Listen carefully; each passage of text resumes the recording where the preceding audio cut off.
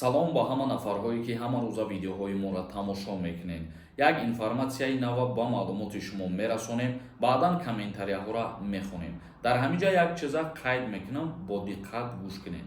Агар нафарҳое ки ягон саволҳои ҳуқуқӣ оид ба муҳоҷират дошта бошед, яъне онлайн консултатсия, ин ҳамин рақамҳои рӯи экран дар WhatsApp бинависонед, шахсан ман худам ба саволҳои шумо ҷавоб мегардонам.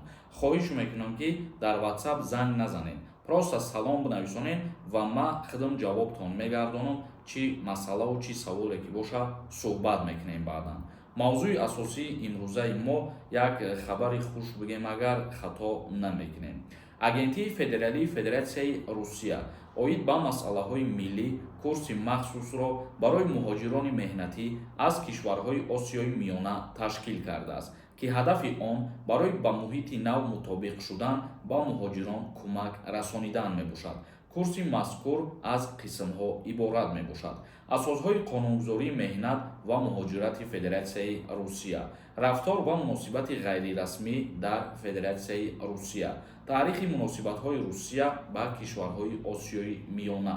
яъне ки агентии федералии Русия як курси махсус тайёр намуд ва роҳандозӣ намуд барои шаҳрвандони Осиёи марказие ки дар Федератсияи Русия зиндагӣ мекунанд ё кору фаъолият мекунанд. дар доираи барнома ба муҳоҷирони меҳнатӣ дар бораи тартиби вуруд хуруҷ ба Федератсияи Русия, тарзи ба расмият дар овардани патент, тартиби бастани шартномаи меҳнатӣ ва ғайра маълумот дода мешавад.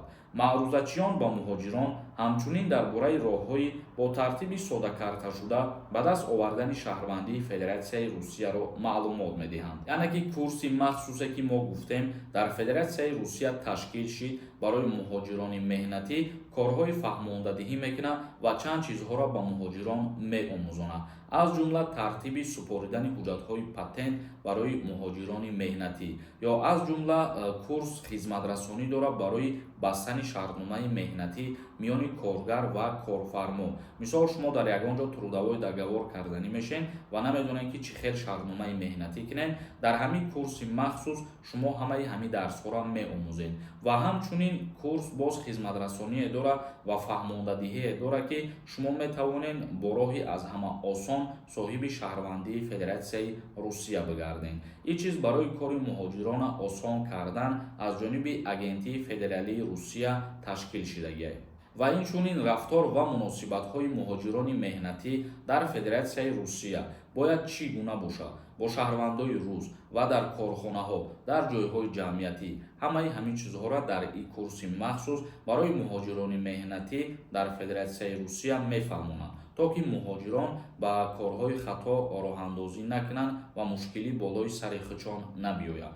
хоб тамошобинони азиз ва гиромӣ, акнун комментарияҳои шуморо хонда ба саволҳо ҷавоб мегардонем. агар ки шумо бихоҳед барои граница перескат кардан ба Қазоқистон сафар кунед, рақамҳои рӯи экранда занг бизанед, аз номи мо гап занед ва шуморо ба границаи Қазоқистон мебарад. як кас нависонда: ассалому алайкум акаи Сорбон, мегӯям дар Россия мобилизатсия сар шудаи. ҳамин гап асос дорад ё ин ки не? не, ин гап асос надорад бародари азиз, мобилизатсия сар шудагӣ нестай. усмон нависондай: ассалому алайкум акаи Сорбон, мо метавонем ки тӯли 2-3 моҳ дар Россия бедокумент кор кунем, соҳиби ягон пул бишем, баъд бирем ҳуҷҷат кунем. якбора рафта мо ҳуҷҷат карда наметавонем ку. чӣ хел мешавад ҳамин чиз? мутаассифона наметавонем.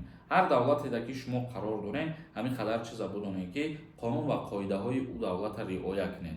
мисол мегирем шаҳрвандони хориҷие ки ба сабаби кор ба Россия сафар мекунанд, давлат муқаррар кардагие ки шумо патент бигиред ва регистратсия кунед ва ин чизо ҳатмӣ мебошад. ин чизоро ки кардед, баъдан иҷозаи кор мегиред, кору фаъолият мекунед. як кас нависонда: акаи илтимос, документома санҷидан дар кор, чӣ хел бифаҳмем? ба номер муроҷиат кунем. ҳамаи документот агар санҷиданӣ бошӣ, аз ҳама ҷои хуб ҳамаи линияҳоро проверка мекардагӣ, ҷои шиноснома ва раводиде ки нав дар шаҳри Душанбе кушода шудагиай, ҳамунҷа мебошад. проверка мекунанд ва ҷавоби аниқша барои шумо мегӯям.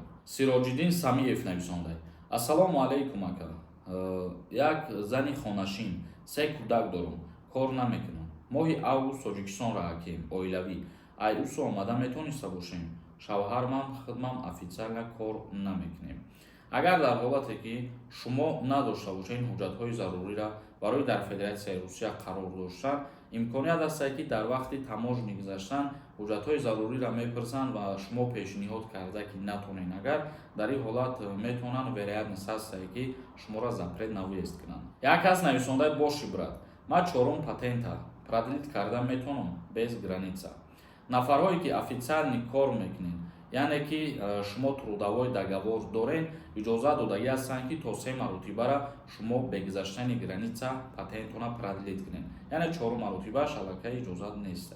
Як кас нависонда ҳамин ютуба маҳкам кунад, дуруғи шуморо камтар мешунавем. Хай барои чӣ медурӯи худат ютуб шабу рӯз тамошо мекунӣ, видеои мардума тамошо мекунӣ. Агар ки ютуб маъқулат нестай, то просто так метавонӣ ки аз ҳозир надурӯи ва тамошо накунӣ. Як кас нависондаи мо дар ғарибӣ ютуб тамошо мекунем. Ака чӣ хел мешавад? Дар ҳолате ки агар ютуб мақсад Россияда маҳкам шавад, ҳастай мисол нафарое ки телеграм да боз видео мекунанд, навор мекунанд, информация мепартоянд. ҳозир почти ҳамин ҳамаи одамое ки ютуб доранд, телеграм каналам доранд. Метавонед дар телеграмошон обуна бошед. Як кас нависонда ассалому алайкум. 2016 мара депорт карданд, документома гум карда будам. Суд кардан 1 моҳ дар спецприём маҳкам карданд. Соли гузашта рафтам документ кардам. Як бор қоидаи роҳ вайрон кардам. Протокол карда штраф споридам. Як бори дигар регистратсия дар база набиромад. Штраф кардан, штраф споридам. В течение 10 рӯз аз Россия биромадам. 1 моҳ мешава. Метавониста бошам ба Русия равам пешакир раҳмат. Вақте ки шуморо барои дар база дани набудани регистратсия штраф мекунанд ва боз муҳлатон метиҳанд ки аз Россия берун бубуред, ин маънои уро дорад ки шуморо видварения кардаиянд. Видварения муҳлат дорад ва вақте ки муҳлаташ ба охир расид, баъд обратно метавонед ки ба Россия сафар кунед. Як кас нависонда ассалому алайкум ака. Якта нашоти вид на жительство видео мекардем. Нашоти хона рафта омадан. Пешакир раҳмат ба пеш. Гап нест насиб боша як дурӯзада нашоти вид на жительство нафарҳое ки доранд куҷо сафар кунанд, бояд ба Тоҷикистон биёянд ё ки набиёянд, ҳамаи нозукиҳоша барои шумо мефаҳмонем. Худо розӣ бошад. Як каси дигар нависондаи акаи Сорбон. Агар ман ба Тоҷикистон равам, баъди 1 ҳафта омада метавонам? Билети туда обратно, документом 100%. Документот 100% боша, агар ягон нарушение надошта бошӣ, бале, мақсад метавонӣ ки обратно сафар кунӣ. Як кас нависондаи салом ака. Дар ҳолате ки мо дар Федератсияи Русия кору фаъолият мекунем ва патент надошта бошем, регистратсиямон 100% боша, ҳамин ягон қонуншиканӣ мешавад ё ин ки не?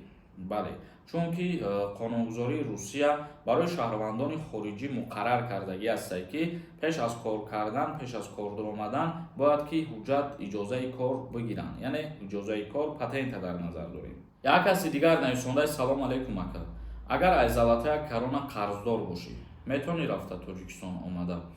Агар ки пули калон набоша, мақсад қарзе ки гирифтагиен миқдори камтар боша, бале, имконият ҳаста ки шуморо ҳеҷ чиз наганд. Вале агар маблағи бениҳоят калон боша, боз вероятност ҳаста ки шуморо аз рейсон бигардонанд. Хоб тамошобинони азиз ва гиромӣ, навори имрӯзаи худмона ҷамъбаст мекунем. То видеоҳои дигар, худованд ҳамаи мо шуморо нигаҳбон бошад. RenderForest.com